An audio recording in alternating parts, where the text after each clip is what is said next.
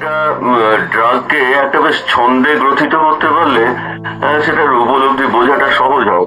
কিন্তু ওই মেজেরিয়াম গুয়েকাম নিয়ে আমিও ছাত্রবেলায় একটু হয়রান ছিলাম যে এই ড্রাগটার সিমটোমেটরি যেভাবে বলা আছে, এমন খাপছাড়া ভাবে দুটো চারটে করে বলা আছে যে ওটাতে ড্রাগটার সম্বন্ধে যে একটা সুন্দর চিত্র বা একটা সুন্দর উপলব্ধির জায়গাটা আনা, সেটা নিয়ে আমাদের একটু অসুবিধায় পড়তে হয়েছিল।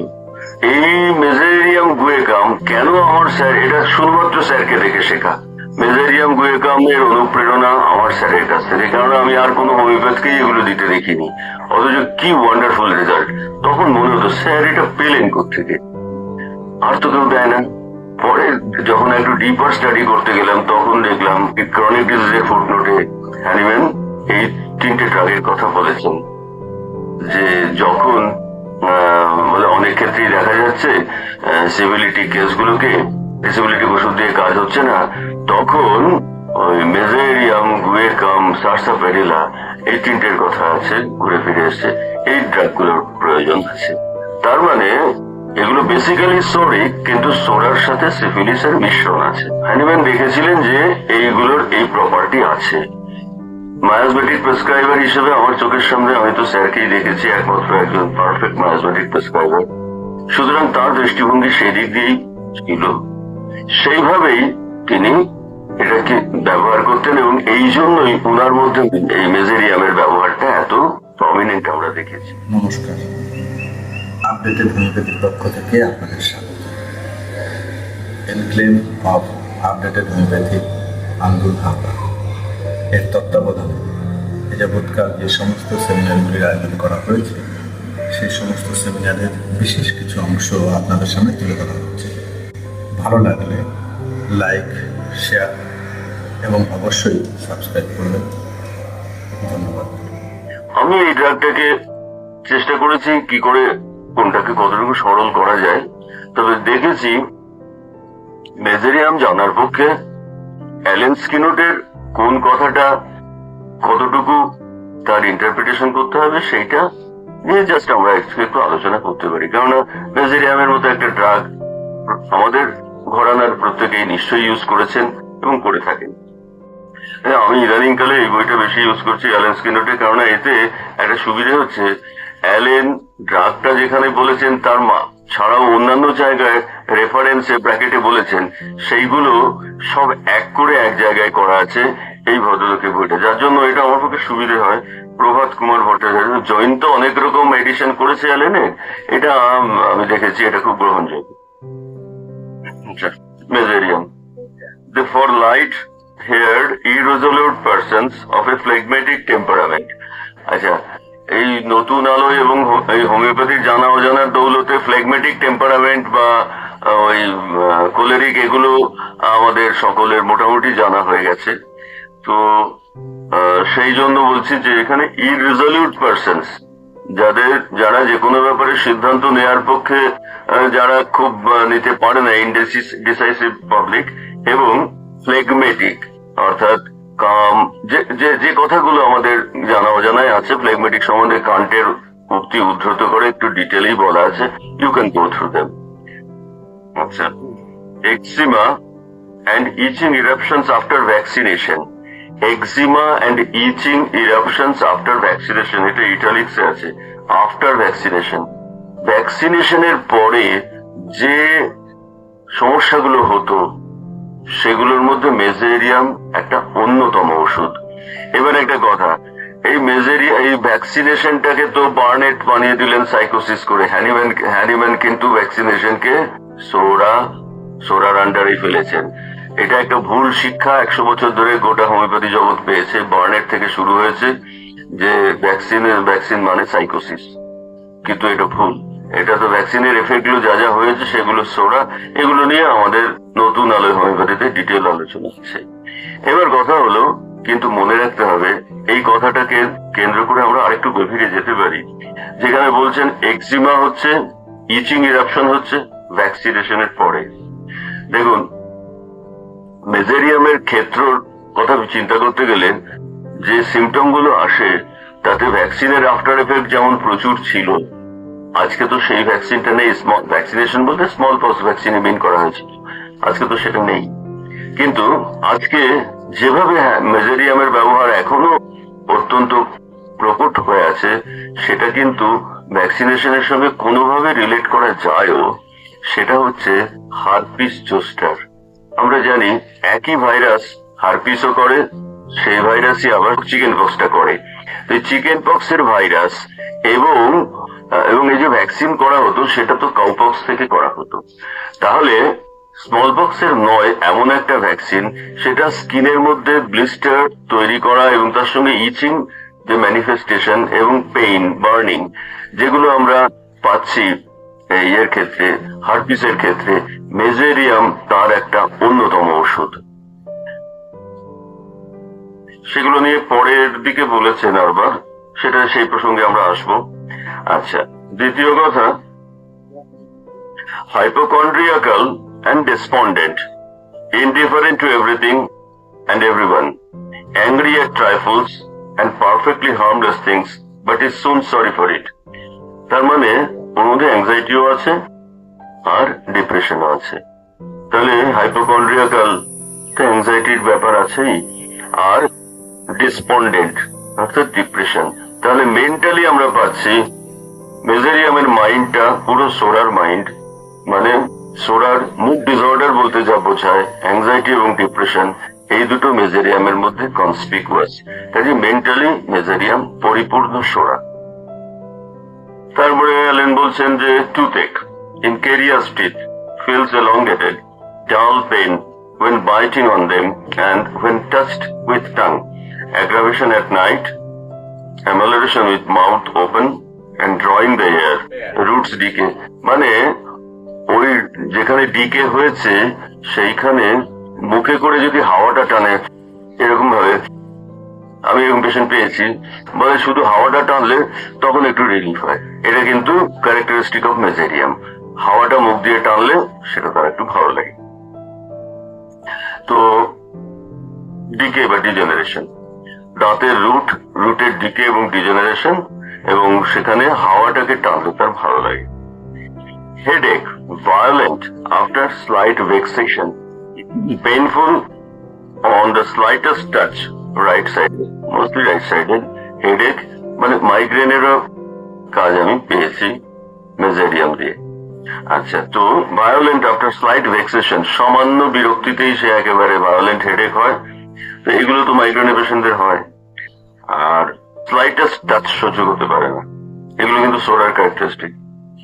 The head is covered with thick leather-like crust. Crusta lactea যেগুলো বাচ্চার মাথায় চামড়া বেঁধে থাকে এমন খোসা ওঠে, under which thick and white pus collects here and there. Hair is glued and matted together. Pus after a time is ecorous because offensive and breeds vermin. তো তার মানে ওই স্কেবিজের স্ক্যাবের মতোই, এবং স্কেবিজও একটা ভালো ওষুধ মেজেরিয়াম। আর ওই মাথায় যে ক্রাস্ট হচ্ছে, ওই ক্রাস্ট গুলো ভেতরের অনেকটুকু চামড়া নিয়ে ওঠে, বড় বড় ক্রাস্ট, মানে ছোটখাটো স্ক্যাব নয়।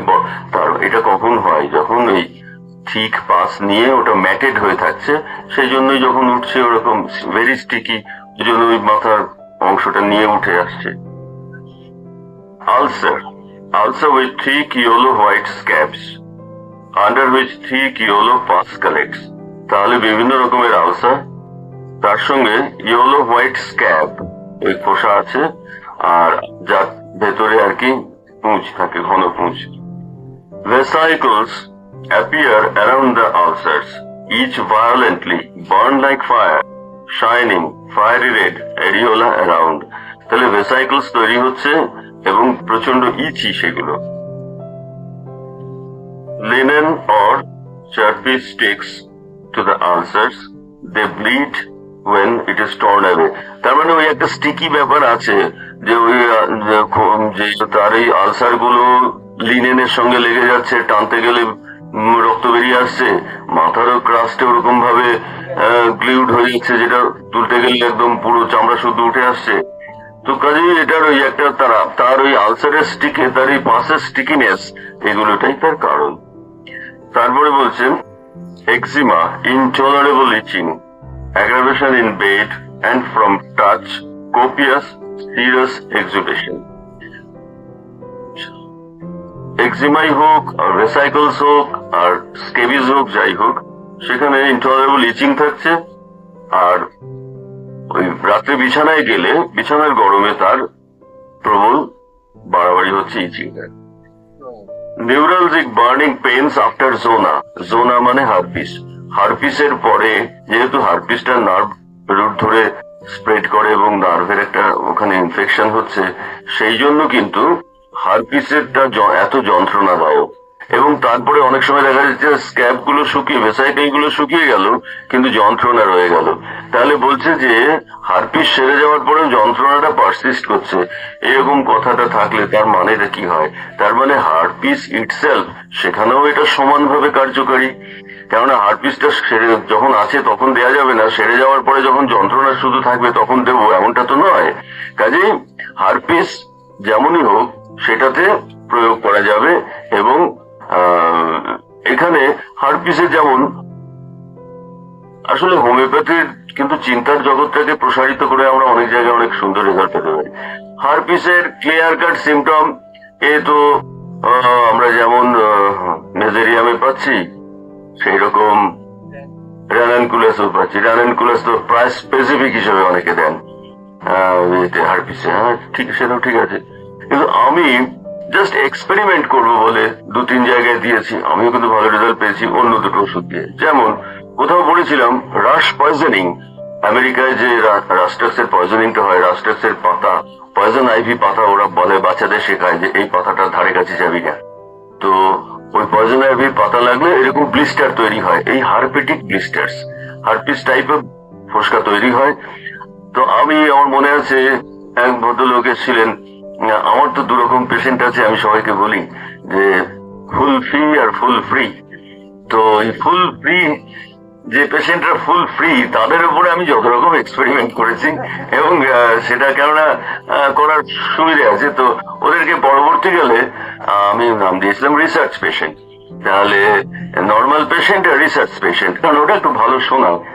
তো এই রিসার্চ পেশেন্ট মনে আছে একটি আদুল ক্লিনিকে ওই রকম পায়ের ওই শিনবনের ওখানটায় নিয়ে এলো একটা ক্লাস্টার একদম হারপিস। তো তারপরে ভদ্রলোক বললেন এত যন্ত্রণায় মরে যাচ্ছি, হাড়টা যেন ওই হয়ে যাচ্ছে। হ্যাঁ হারপিস তো ওই জন্যই বলে হারপিস পিস হয়ে যেত। তো তারপরে বলে যাও কিছু একটা। তো আমি ভাবলাম আচ্ছা একে একবার এক্সপেরিমেন্ট তো করা যায়। আমি রাস্টাক্স 50 একটা ডোজ দিলাম, ভাবলাম পরের দিন খবর দেবেন। পরের দিন বলে কি করে এগুলো হয়, এই ওই পরের দিন এসে দেখলো ভ্যানিশ হয়ে গেছে। তো আমি ওই থিঙ্কিং থেকে দিলাম যে রাস্টাক্স পয়জনিং, তো রাস্টাক্স পয়জনিং এর সিমটম তো সেই ভেসাইকেল। তাহলে আমি যখন এটা সবে হয়েছে এই ক্ষেত্রে, এবং ওই ইভিনিং অ্যাগ্রাভেশন, সন্ধ্যেবেলা থেকে বলে আমি ফেলতে পারছি না, এটা যেমন ফল পেয়েছিলাম, সেই রকম আর একটা ওষুধ যেটার কথা কালীশঙ্কর একটু বলছে, পাইরোজেন, হারপিসে আমার একটা ভীষণ ফেভারিট ড্রাগ। আফটার অল এটা তো একটা ইনফেকশন, কাজে ইনফেকশন যখন হচ্ছে তখন পাইরোজেনের একটা জায়গা থাকছে। তো সেই জন্য পাইরোজেন দিয়ে আমি হারপিস মানে অবশ্যই একটু হায়ার ডোজ এবং ফ্রিকুয়েন্ট এতে দিয়ে আমি দুর্দান্ত রেজাল্ট পেতাম। তো এগুলো পাইরোজেনের কথা বা এগুলোর কথা সেভাবে বলা নেই, কিন্তু আমাদের তো স্কোপ আছে, আমাদের চিন্তার জগৎটাকে আমরা কাজে লাগিয়ে তো সুফল পেতেই পারি। তো সেই জন্য বলছি যে এই নিউরালজিক বিভিন্ন ধরনের নিউরালজিক পেইন হারপিসের পরে থাকা, অথবা এগুলো অনেক পেশেন্টই আসে অ্যালোপ্যাথি করে হারপিসটা ঠিক হয়ে গেছে তারপরে যন্ত্রণাটা যাচ্ছে না, সেখানে কিন্তু মেজেরিয়াম ফলোড বাই সালফার দুর্দান্ত ওষুধ। পাইরোজেনে তো তার অ্যাকিউট ইনফ্লামেটরি ফিচার গুলো থাকবে, হ্যাঁ, তার এই পালস, তার এই টাং, বিশেষত পাইরোজেন দেওয়ার আগে আমি টাংটা বিচার করি, ক্লিন টাং পেলে আমি তখন ওটার কথা বিশেষ করে গুরুত্ব দেবো। আচ্ছা, রাস্টাক্সের ক্ষেত্রে আমি ইভিনিং অ্যাগ্রাভেশনটাকে গুরুত্ব দেবো, তার সঙ্গে বার্নিং এর থেকেও সে পেইনের কথাটা বেশি করে বলবে। যেখানে বার্নিংটা খুব বেশি, ইচিং এবং বার্নিং, সেখানে আমি মেজেরিয়ামের কথা ভাববো। আর সালফার তো কমপ্লিমেন্টারি হিসেবে আছে। আর র্যানানকুলাসটা এটা অ্যাকচুয়ালি কিন্তু টিউবারকুলার প্রপেন্সিটিটা এর মধ্যে বড়, যেটাকে সোকল টিউবারকুলার বলা হতো বেশি, এবং এইখানে কিন্তু আমার মনে হচ্ছে রায়ন প্লাস আমি প্রথম দিয়েছিলাম, পিঠে তার একটা বিরাট ইয়েতে হয়েছিল, এবং ওই এটা ঝড় বাদল বর্ষার দিনে এরও রাস্ট্রাক্সের মতো কিন্তু ঝড়ে বাদল বর্ষাতে অ্যাগ্রাভেশন আছে। তো যাই হোক, ওকে টিউবারকুল না, সেখানে এখানে আরেকটা ড্রাগ ছিল এই ব্যাপারে কাজ করে, কার্বো অ্যানিমেলিক্সও দিয়েছিলাম। যাই হোক, সেগুলো রেয়ার ইউজ হয়। তো মোটামুটি এইভাবেই তো বিশ্লেষণ করলে এসে যায় দু চার কথায়। এবার দেখো, আমি যে পয়েন্টটা বলেছি সেই পয়েন্টের বাইরে যে তুমি আর পয়েন্ট পাবে না তা নয়, সেগুলো media just casual look will give you the report. তো এই হলো মেজেরিয়ামের ক্ষেত্র। মেজেরিয়াম কিন্তু হারপিসে একটা ভীষণ ভালো ওষুধ। Bones, especially long bones, inflamed, swollen, nightly pains going from above downwards, after abuse of mercury, after venereal diseases, caries, exostosis, tumors, soften from within out. তাহলে হাড় সফেনিং হয়েছে, তার মানে এগুলো কিন্তু ম্যালিগন্যান্সির ক্ষেত্রেও এটাকেও ইন্ডিকেট করছে, অস্টিওমাইলাইটিস ইন্ডিকেট করছে। এবং বলছেন যে মার্কসলের অ্যাবিউজের পরে, তার মানে ওই সিভিলিটিক ওরিয়েন্টেশন যেটা হ্যানিম্যান মিন করছেন সেটা এখানে এফেক্টেড হচ্ছে। ভেনেরিয়াল ডিজিজেস, সেই সিভিলিসকে মিন করা হচ্ছে। এবং কেরিজ এক্সোস্টোসিস, কেরিজ হয়ে যাচ্ছে তার ক্ষয়, এক্সোস্টোসিস তার ওভারগ্রোথ। তাহলে দুদিকে দুরকম ফিচারই আছে। তাহলে দেখা যাচ্ছে বোনস, হাড়ের মতো একটা শক্ত ইয়েকে, টিস্যুগুলোকে যদি এইরকম ধরনের চেঞ্জ সে আনতে পারে, তাহলে সেখানে সেই ডিজেনারেটিভ, দাঁতটা তো হাড়ের, সে একই সঙ্গে আমরা ভাবতে পারি। তাহলে degeneration of bones and teeth, এই দুটোই কিন্তু মেজেরিয়ামের ক্ষেত্রে আমরা পাচ্ছি। মেজেরিয়ামে যেমন স্কিনও পাচ্ছি, তেমনি স্কিনের ইনফ্লামেশন যেমন আছে, তেমনি বোনস অ্যান্ড টিথ, মানে বোনসই ধরলাম, বোনের ডিজেনারেশনও আছে, ইকুয়ালি প্রেজেন্ট। এখন এই বোনের ডিজেনারেশন, নকচার্নাল অ্যাগ্রাভেশন, এইগুলো সবই সিভিলিটিক ভাবনা চিন্তাটাকেই প্রমিনেন্ট করে। Pain in periosteum of long bones, aggravation night in bed, least touch in damp weather, damp ওয়েদারের বৃদ্ধিটাও কভার করছে। আচ্ছা, তারপরে বলছেন যে child scratches face continuously which is covered with blood, তার মানে ইচিং, তো চুলকোনোর জন্য বাচ্চা তার ইচিং হচ্ছে, সে স্ক্র্যাচিং করে ব্লাড চলে আসছে, কিন্তু সে না চুলকে পারছে না। Eruptions, moist, itching, worse at night, inflammatory redness of face, এগুলো বাচ্চাদের ইচিং এর রেজাল্ট। এইবার অ্যাগ্রাভেশন, অ্যাগ্রাভেশন বলছে cold air, cold washing at night, touch or motion, bad effects of mercury or alcohol, epidemics occurring in January and February often call for মেজেরিয়াম। তার মানে জানুয়ারি and ফেব্রুয়ারি মানে সেই winter, সেই ঠান্ডার সিজন, ঠান্ডার সময়। তাহলে মেজেরিয়ামের, এইবার মেজেরিয়ামের কেস একটা দুটোই দিয়েছিলাম মেজেরিয়াম দিয়ে, কিন্তু অর্কাইটিসে রোডোডেন্ড্রন, স্পঞ্জিয়া, কি তোমার ওই এগুলোর সঙ্গে কিন্তু সমান তালে, ক্রিমেটিস, এগুলোর সঙ্গে সমান তালে কিন্তু উচ্চারিত হওয়া উচিত মেজেরিয়ামের নাম। এইবারে স্যারের যে টিপসটা ছিল, এগুলোতে গেল রোগের বর্ণনা, সিমটম, জাস্ট সিমটমের অ্যানালিসিস। তো আমাদের ড্রাগ ওষুধ দিতে গেলে তো একটা ডিটারমিনেটিভ সিমটমও কিছু চাই।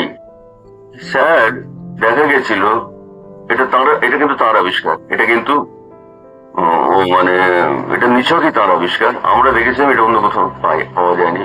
চিলি পেশেন্ট যারা ঠান্ডা খেতে ভালোবাসে, চিলি বাট ক্রেভস কোল্ড, এই সিমটমটা স্যার 3টে জায়গায় 3 ভাবে ব্যবহার করতে। এটার জন্য 3টে ওষুধ আছে, ফসফরাস, মেজেরিয়াম, সিলিক। যদি সোরিক কেস হয় সেখানে স্যার ফসফরাস দিতেন, সিভিলিটিক ওরিয়েন্টেশন হলে মেজেরিয়াম দিতেন, সাইকোসিস হলে সাইলিশিয়া দিতেন। এছাড়াও এটাকে আরেকভাবে ভাবা যেতে পারে, যেখানে অ্যাজমার প্রবলেম সেইখানে সাইলিশিয়ার কথা ভাববো, যেখানে জাস্ট ওই পেপটিক আলসারও হতে পারে, বা অন্যান্য তো নিউমোনিয়া, লাং ইনফেকশন থেকে শুরু করে ফসফরাসের তো বিশাল প্রাঙ্গণ, সেখানে ফসফরাস।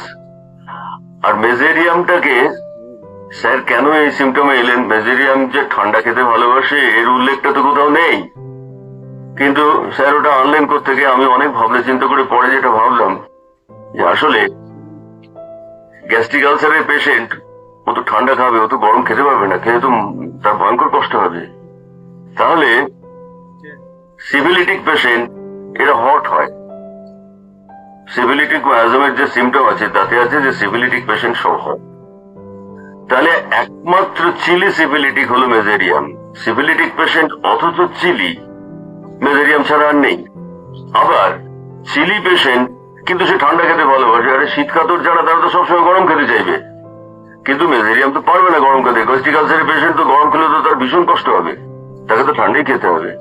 কাজেই চিলি পেশেন্ট অথচ ঠান্ডা খেতে ভালোবাসে, মেজেরিয়ামকে স্যার এই জন্য এই দৃষ্টিভঙ্গিতে ব্যবহার করতেন এবং এটা খুব সফল।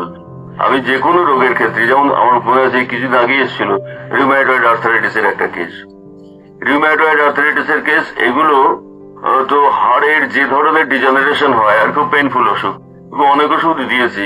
পরবর্তীকালে যখন আবিষ্কার করলাম যে আরে তো একেবারে শীতে একেবারে জুবুথুবু হয়ে থাকে, তো ন্যাচারালি অথচ খাবার দাবারের ক্ষেত্রে কিন্তু সে ঠান্ডা চা খায়।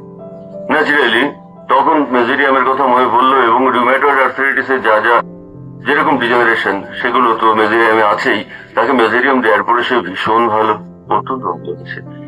তো এইরকম ভাবে আমরা দেখতে পাচ্ছি যে এই একটা ডিটারমিনেটিভ সিমটম, বাকিগুলো কিন্তু প্যাথোলজিক্যাল সিমটমের ইন্টারপ্রিটেশন।